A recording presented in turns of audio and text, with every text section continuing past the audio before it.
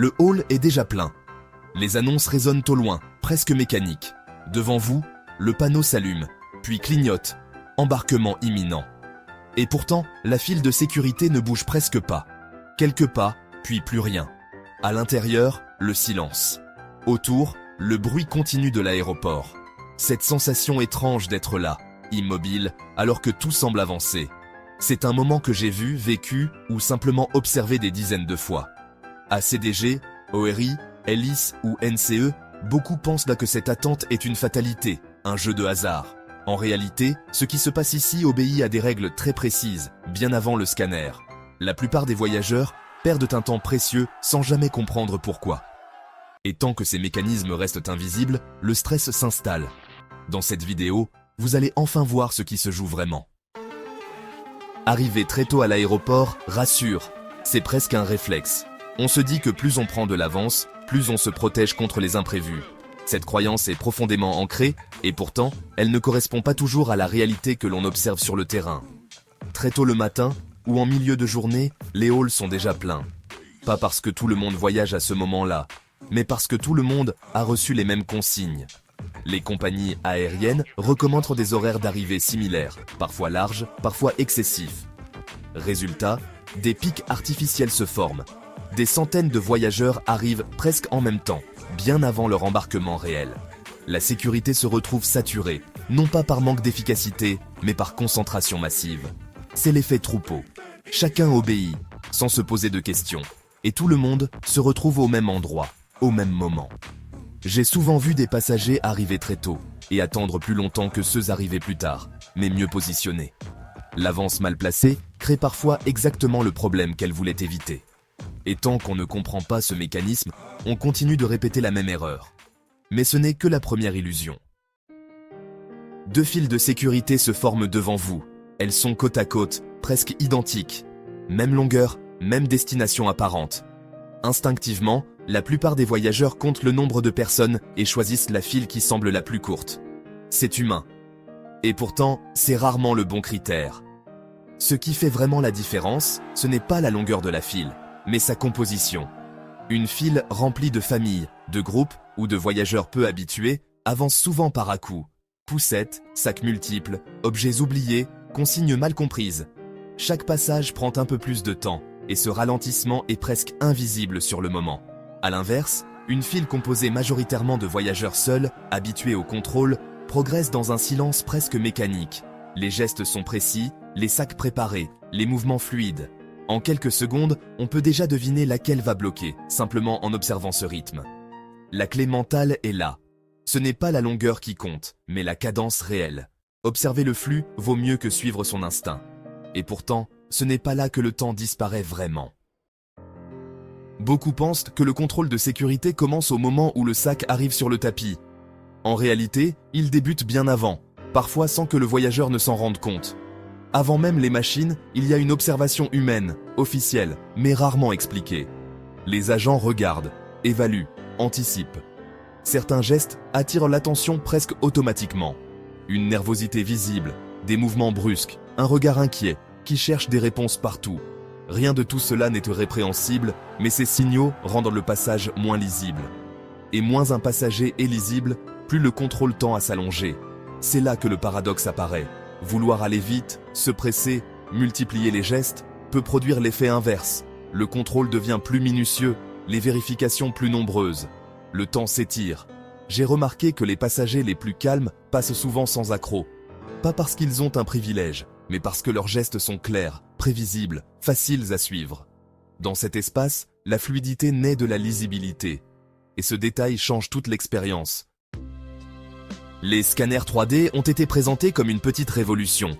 Beaucoup de voyageurs sont désormais convaincus que, grâce à eux, tout devient plus simple. Plus besoin de sortir les liquides, ni les ordinateurs, ni de se poser trop de questions.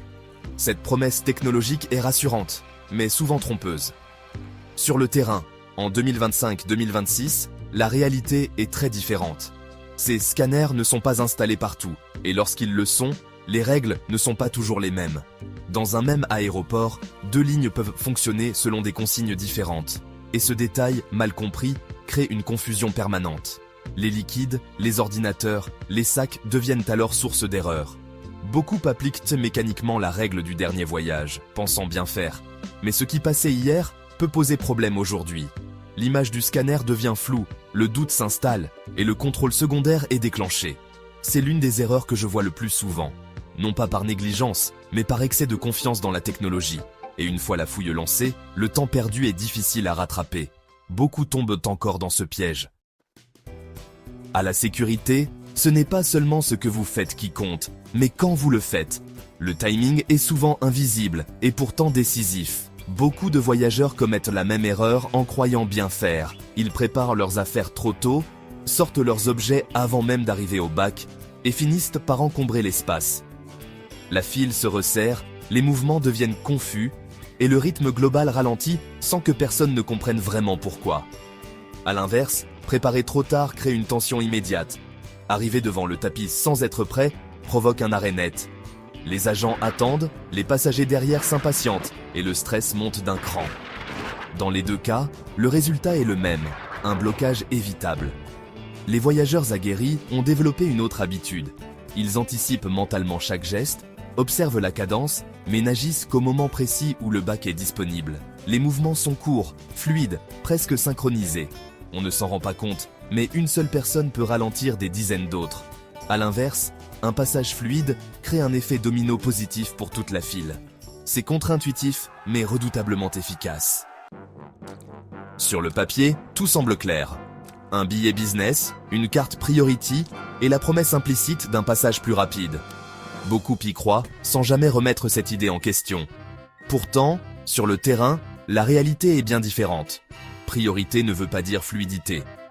Dans les files prioritaires, les profils sont souvent très variés. Des voyageurs fréquents, certes, mais aussi des passagers occasionnels, des familles, parfois même des personnes qui découvrent l'aéroport.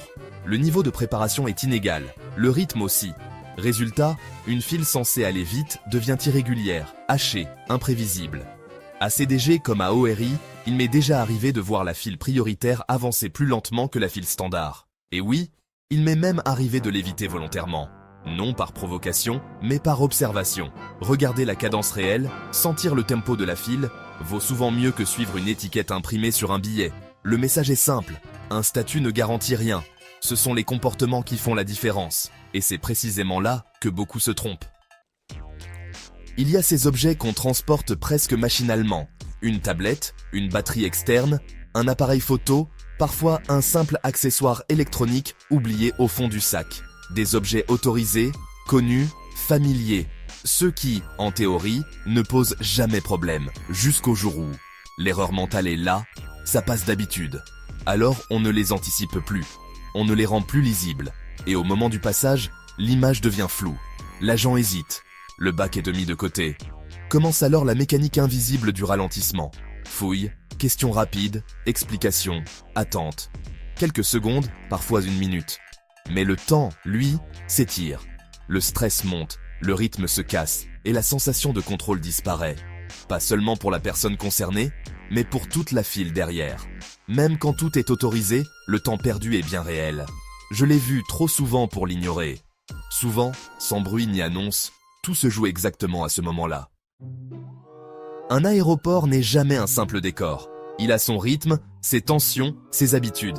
À CDG, tout est affaire de complexité. Terminaux multiples, correspondances internationales, passagers qui n'ont pas tous les mêmes règles ni les mêmes réflexes. Les flux s'y croisent, se superposent, et la moindre hésitation peut devenir un ralentissement collectif. À Orly, c'est différent. Moins étendu, mais plus dense. Les pics y sont courts, soudains, presque brutaux. En quelques minutes, une zone fluide peut se saturer sans prévenir. Lyon, lui, change de visage selon l'heure. Calme et efficace le matin, plus imprévisible en fin de journée, quand les rythmes se mélangent. Et Nice vit au tempo des saisons. L'été, tout s'étire, porté par le tourisme et les voyageurs occasionnels. C'est pour ça qu'une astuce universelle n'existe pas. Ce qui fonctionne à Nice peut échouer à Paris, et inversement. Je l'ai appris sur le terrain. Pourtant, tout le monde continue de copier les mêmes réflexes, comme s'ils marchaient partout. Il y a un paradoxe à la sécurité. Plus on cherche à se faire remarquer, plus on ralentit. Passer plus vite ne demande ni explication, ni négociation. Tout commence par le placement. Pas en tête à tout prix, pas collé à la personne devant, mais à un endroit où le flux est déjà stable, là où le rythme est donné. Ensuite, la neutralité. Les voyageurs qui avancent le plus vite sont souvent ceux qu'on remarque le moins. Gestes simples, lisibles, sans précipitation. On se fond dans le mouvement collectif au lieu de le perturber. Rien à prouver, rien à justifier. Chaque geste superflu ajoute une micro-friction. À l'inverse, se justifier à l'avance, expliquer ce qu'il y a dans son sac, anticiper des problèmes qui n'existent pas encore, attire immédiatement l'attention. Le contrôle devient alors plus dense, plus lent, presque méfiant. Je l'ai vu souvent. La discrétion est une stratégie, pas une absence d'action. Se laisser porter par le flux, c'est reprendre le contrôle sans forcer. Et pourtant, il reste un dernier point, souvent négligé, qui fait toute la différence. Les voyageurs réguliers n'ont pas de raccourci secret, pas de badge magique, pas de passe-droit invisible. Ce qu'ils ont, en revanche, c'est une compréhension fine du système. Ils savent que la sécurité n'est pas un obstacle, mais un mécanisme avec son propre rythme. Et surtout, ses propres règles non dites. Avant même d'arriver dans la file, tout est déjà décidé dans leur tête. Pas d'improvisation, pas de gestes inutiles, pas de questions de dernière seconde. La préparation est mentale avant d'être matérielle. Résultat, moins de stress, moins de tension et paradoxalement, plus de vitesse. Ils ne luttent pas contre le système, ils s'y adaptent. Là où beaucoup subissent l'attente, eux lisent la situation, ajustent leur comportement et laissent les choses se dérouler. J'ai souvent remarqué que ce calme apparent n'est pas de la chance, mais de l'anticipation. Comprendre, c'est reprendre le contrôle. Et c'est précisément là que la vraie différence se crée. Au fond, ce qui se joue ici n'a jamais été une question de chance. Ni une question de billets, ni même simplement d'horaire. Ce qui fait la différence, à cet endroit précis de l'aéroport, ce sont les détails. Ceux qu'on ne remarque pas, ceux qu'on sous-estime. Et pourtant, ce sont eux qui coûtent le plus cher en temps, en stress, parfois en vol manqué. La sécurité n'est pas un mur, c'est un révélateur. Elle amplifie la moindre hésitation, la moindre erreur, le moindre mauvais timing. Mais elle récompense aussi la lucidité et le calme. À ce stade, vous ne regardez plus la file comme avant.